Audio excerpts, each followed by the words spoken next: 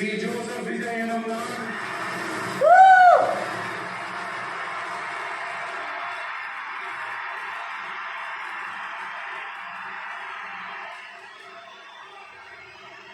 சட்டப்படி அமைக்கப்பெற்ற இந்திய அரசியல் அமைப்பின்பால் உண்மையான நம்பிக்கையும் மாறா பற்றும் கொண்டிருப்பேன் என்றும் இந்திய நாட்டின் ஒப்பில்லாத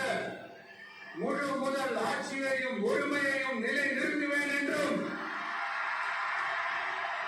தமிழ்நாட்டு அரசின் முதலமைச்சராக உண்மையாகவும் உளச்சான்றின்படியும் என் கடமைகளை நிறைவேற்றுவேன் என்றும் அரசியல் அமைப்பிற்கும் சட்டத்திற்கும் இணங்க அச்சமும் ஒருதலை சார்பும் இன்றி